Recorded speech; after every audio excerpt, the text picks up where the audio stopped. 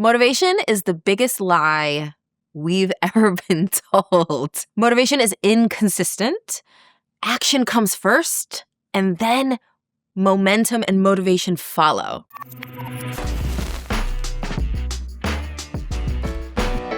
From the Vox Media Podcast Network, I'm Ravinod Sun, and this is Project Swagger, your transformation toolkit. Today, I have a juicy fire starter topic for you: why motivation is a lie. But first, I want to thank you for listening. I have loved hearing your comments and your stories about your own self-talk.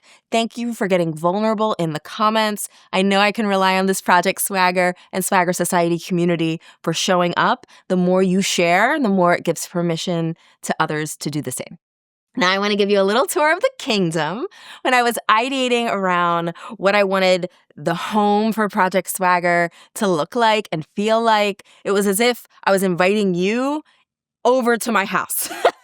And frankly, as a mom in a New York City apartment, one of the only places I have to myself is my closet. And I do have the luxury of having a walk-in closet in New York. I know that that's not necessarily #relatable, but I worked really, really hard for it. And that little area of my apartment is my space. So I imagined, like, if you were coming over to chat, what would it look like? It would look like a kingdom. This is a portrait that my husband had done of me. I don't usually have portraits of myself lying around, but I did have this one, so I brought it to set. And I have had velitas, candles, that are prayer candles forever, since I was a kid. I saw my abuelas light them and pray to them. And as a Latina, it's like kind of very common to have this in our culture. And so I decided to bring in manifestation and our icons into the journey. So we have a brand new Bad Bunny candle. We've got J-Lo. We've got Beyonce. I mean, like, that's a holy trinity. And, like, I don't know if you could... I have burnt down this Beyonce candle, like, all the way to the bottom. So we have been trying to manifest. We've got my do epic shit sign, which was what I wrote on a Post-it note when I was still a lawyer. And I put it up on my mirror. And that was my first mantra before I even knew what mantras were. And we've got some more artwork. This beautiful artwork behind me showcases Puerto Rico, so kind of a nod to where I'm from, to part of my family and where we're from. You might notice that I've got some room behind me. There's space for our community to contribute to a Project Swagger mantra in neon that is going to sit right here. It's a space that would probably fit 1 to 3 words. So this is where we're going to come up with the mantra together. I want to hear from you. What are mantras, sayings? What kind of vibe do you want to infuse into this Project Swagger space? Again, something short, something powerful. I'm thinking crown on, level up, brick by brick. Why not me? Give me your thoughts, and later we'll have a vote. Call 1-877-ALL-SWAG or leave a comment on this video. I can't wait to hear what you come up with.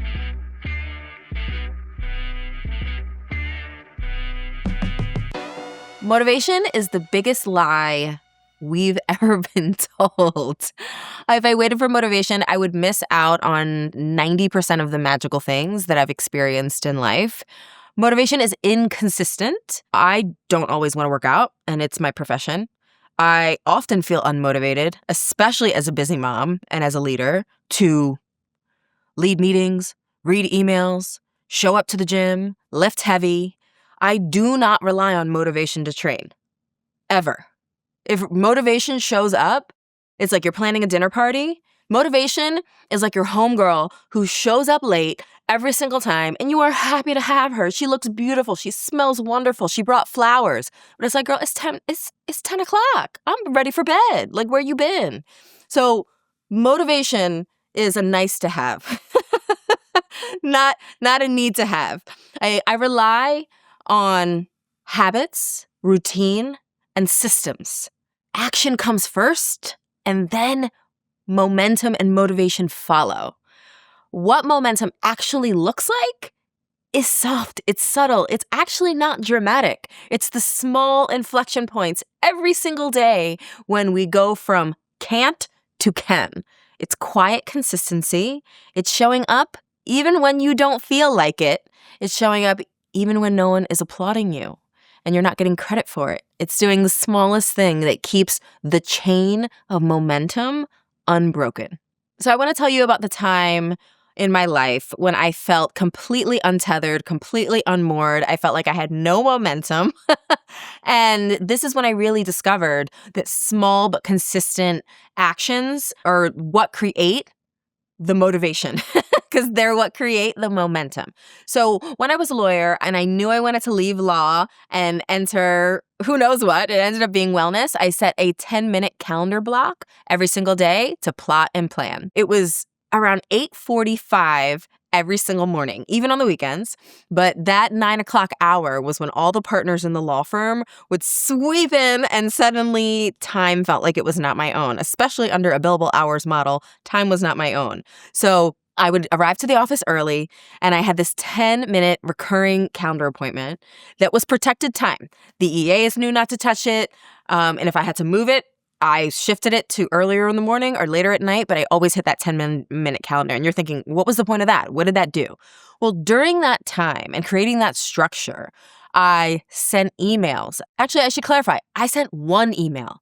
It wasn't like in that 10 minutes, I was a flurry of productivity. That wasn't the point. It was the action of taking one step a day and making that the promise that I kept to myself. So I sent one email. Sometimes I listened to a podcast. I wrote one paragraph in my journal. This is also the time when I started journaling on a regular basis.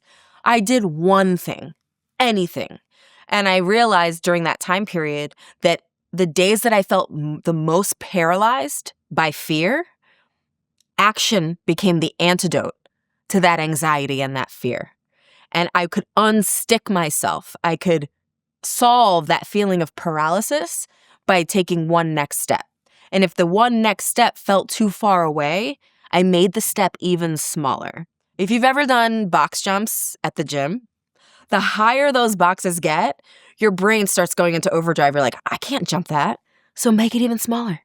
Make it the size of a shoebox, right? Like that is up to you to make the steps small enough so you can just keep climbing. And it was a scary, scary time. And it was about a 2-year process, by the way, that I did these 10 minutes a day. But in those 10 minutes, it established this idea in myself that I could take one small step and unstick myself. I had this illusion that successful people were always feeling pumped up and motivated. And I realized during this time that that is part of the lie that we've been sold. And back to that 10 minutes a day, actually, that's something that I then adopted into my movement practices, that I tell myself on the days that I'm not feeling it, do 10 minutes. And 10 minutes usually turns into something that looked like what I planned to do anyway. Something that I tell myself often when I'm running is, you don't have to feel great to run fast. And that's truth. That's the truth. I don't have to feel great. I don't have to have everything checked off to run fast. And some days are better than others, but you just have to become the person that takes one next step. And in that, part of your identity becomes, I keep the promises that I make to myself. This is all backed up by research. Let me tell you about a couple fascinating studies. The first is called the Fresh Start Effect. It analyzed gym attendance from close to 12,000 people, along with other inputs like Google searches for diet. And there was a clear pattern. People are more motivated on Mondays, the first of every month, birthdays, and the start of fresh semesters. The study calls these, quote, temporal landmarks. We've all felt that fresh page feeling. I love a back to school moment. They're when your brain is more likely to start a new accounting period and disregard imperfections of the past. Now, we all know that spark is hard to maintain, but we can still use it to build a bigger fire. We can use it to lock in to that daily consistent habit that will keep us going. So this moment of the fresh start effect, I really want to hone into, because that feeling of being more motivated on a Monday or more motivated on a birthday, you should absolutely capitalize on it. But this is where the second study comes in. Research shows that people who come back to the gym after they miss a workout are more consistent in the long term and end up getting more hours in. That's the power of setting a habit. Motivation is not a prerequisite. It becomes an outcome. Don't let the absence of motivation be when you stop. Utilize that Monday morning feeling, but plan for the Wednesday afternoon slump when you're not going to feel like it. Make the goal setting and the action list, the task list, be based on your worst moment of the week, not your best moment of the week. I call it the messy middle. Wednesday, hump day, is the messy middle of a 7-day calendar week. Mile 16 is the messy middle of a 26.2 marathon. You have to plan for that messy middle and what actions you're going to take, what's going to be the most minimum viable dose to not break the chain from did to didn't. I have a rule. I don't miss, literally in years and years and years. Honestly, maybe except for like birthing 2 babies, I haven't missed 2 days in a row of movement in over a decade. And now that's become part of my identity because I've put in the reps, I've put in those moments of consistency, and I say, keep the steps so small that you can do it for 7 days in a row, or what would equate to a week's worth of input. And then and only then can you make it harder. So to use a movement example, let's say it's that 10 minutes a day. You are going to show up to your movement practice 10 minutes a day, not more. Even when you're feeling that Monday morning fresh start motivation, it's 10 minutes a day for 7 days. Once you've done it for 7 days, then you tack on 5 more minutes or 10 more minutes. Because the practice of consistently taking action is what is building the momentum to then take on a bigger goal. So I've told you about the 10 minutes a day. Let me tell you about some more recent personal habits that I've built. I have a goal this year of allowing my kids to see me rest. So I actually schedule rest during the weekends. It might not seem very glamorous, but it's practical for me. It usually happens on Sunday afternoons, so much so that my kids now know, like, when mommy has her book and a blanket, like, that is my time. And sometimes it's 30 minutes, right? Like, we're not talking about a whole afternoon where I'm off duty, but there's a clear demarcation. And not only are they seeing that it's my time to be alone, they're seeing that it's my time to be alone and rest. Sleep hygiene. I set an alarm for when I'm supposed to go to bed, and I am pretty strict with it. And now my team knows, like, they're after a certain period of time, even the C-suite of Peloton is not going to have access to me. And that is to manage my energy. And so that's an example of something. It's of not doing more, of not adding more. Sometimes it's editing out and actually doing less. Think about it like this. What is your evening routine and what is your morning routine setting up that is going to affect the motivation triggers for the rest of the day? And that's how I see an evening routine. That's how I see sleep hygiene, is that it's protecting my motivation for the next day and my decision-making for the next day. Now it comes back to you, Project Swagger. Here we go. It's clear. Motivation is optional. Momentum is trainable. And you must start before you're ready. Your action steps. Choose one goal that matters. I want you to identify the moment you usually stop. Maybe it's not with that goal, but any goal. When do you usually have a hiccup? Pick one small action you can do on your hardest day. Make an action item that is going to get you around that stumbling block. Put it on your calendar, and by all means, keep the chain alive by taking one small next step. Support for this show comes from Shopify. Momentum isn't some magical concept. You find it by building the systems in your life that set you up for success and maintaining them day after day. And whether you're launching something new, tightening how you sell, or finally treating your side business like your main business, Shopify helps you move faster without losing control. I have used Shopify personally before, and it makes everything simple by having one login for everything. No more guessing your passwords, hoping you have them saved on the device that you're using. Everything is in one platform with one login, making your life that much simpler. Shopify knows that the next great idea, the next great business can come from anyone, anywhere, at any time. So if you've been dreaming about starting your own business, now is the time to take that dream and make it your reality. Ready to build your own empire? Head to shopify.com/swagger and get started today.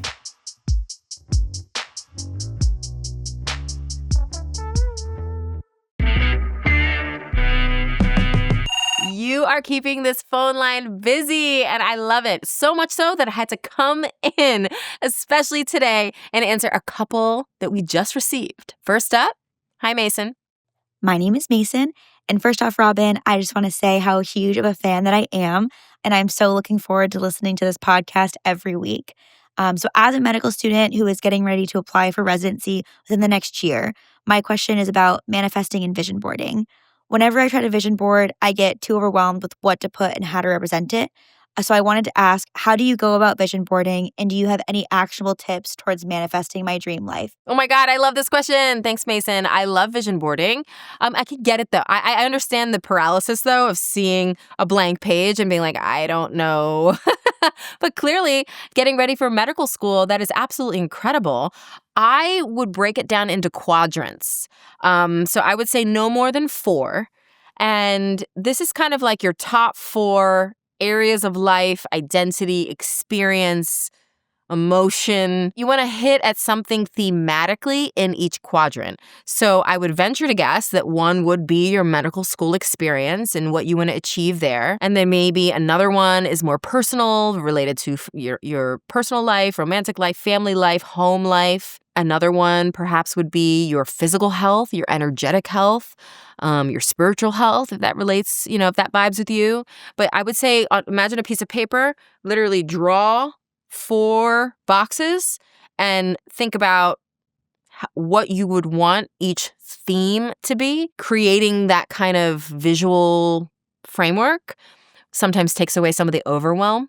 I've also felt that putting words to paper and seeing what comes up for you can often help before you're going to do the visualization exercise. So literally on a blank piece of paper, just start writing things that words, emotions, experiences, people, places, things that you would want to experience, call it in the next 6 months to a year, and then circle the things that become themes. And then that can inform what the 4 corners of your vision board are going to be. Good luck. Next question from Dina. Hi, Robin. My name is Dina, and my question for you today is how do you navigate the next mountain?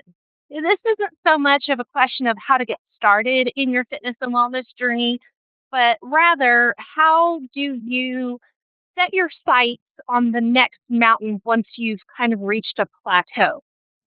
This is such a great question, Dina, and this is something that I am contemplating personally, having just released my 5th book, my cookbook, Eat to Hustle, and just launched Project Swagger.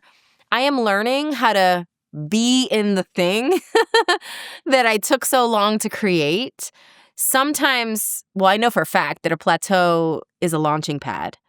But how long you're in that plateau, how long you're in that valley, to use, the mountain analogy, it can feel longer than we anticipated, or we don't even know what it's like to settle into something and take in the landscape.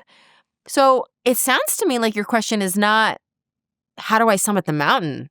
It's, how do I appreciate the view that I have from where I am right now? I always go, my number 1 gratitude practice is a simple question. I ask myself this often, especially as a parent. What is it that I have right now that I used to wish and pray for? And it immediately snaps me into this place where it's like, girl, like you're here, like you're in it. It doesn't mean every moment is perfect. Doesn't mean we don't have ambitions for more, but I am learning to appreciate the view of the thing that I built while I'm in it before I'm charging into the next thing. It sounds like from your question, Dina, you already have the tools to climb the next mountain. Sometimes the harder thing is appreciating the view from where you are right now. I knew I was going to love your questions. And I love that I finally have a red phone. I begged my mom for a colorful phone in the 90s, and mama, we got it. And keep them coming. Our hotline is open at 1-877-ALL-SWAG. For the edit this week, we're going to be talking about snacking. I am a self-proclaimed snack queen, so much so that I devoted an entire chapter in my upcoming book, Eat to Hustle, to purse snacks. I've got my literal purse here, and the mom bags, this is an endless Harry Potter type bag with a lot of stuff in it. But let's talk about non-negotiable purse snacks. The entire theory behind purse snacks is that you are prepared with intentional protein and fiber-filled snacks that are going to keep you full and keep your energy up. You never want to be hangry, and you don't want to be forced to be grabbing things that aren't in alignment with the best version of yourself. So I have a special treat here. I know we're in New York City, but I made these bagels myself. They're protein bagels. The recipe is in my cookbook. These have 24 grams of protein, baby. And the secret to these bagels, I make big batches. I'll freeze half of it, and I'll eat about half of the batch throughout the week, usually one a day. 24 grams of protein per bagel, and I use lupini beans and vital wheat gluten. And so I'll put anything. I'm dairy free, so sometimes I'll make a tofu cream cheese with it, and that'll amp up the protein even more. But these are really, really good and satiating. And then I have usually a bento box going. What is in this one, actually? Okay, so this one has dates, protein yogurt, goji berries, hemp hearts. So this is a combination of healthy carbs, protein, and then look, I have half a bagel here, and some mandarin oranges. So on days that I'm going to be moving, especially, it might be a little bit more carb heavy if I'm fueling 2 or 3 workouts. Days like today when I'm on set, I don't necessarily grab for as many carbs, but I'm always getting in my protein and fiber. I have a million drinks. It has my creatine. We talked about that in episode 1. I'm getting my electrolytes. I'm making sure that my sodium intake is up, because actually sometimes when you're feeling hungry and sluggish, it's actually dehydration that is the culprit. So these are the things that I keep in my bag. And then I have things like various bars and things, but I actually will not go for the bars first. I think I realized once I started meal prepping and putting all my thoughts down on paper for my cookbook that I don't actually go for bars as much as I used to, because I'm prepared during meal prep and I'm so much more satiated when I'm eating things like the protein bagels rather than really tasty but not necessarily as useful bars and things like that. All right, that's it for the edit of my purse snacks. Cheers to you. I'll see you next week. Keep this toolkit we're building in your pocket, literally by following Project Swagger on Instagram and TikTok at Project Swagger.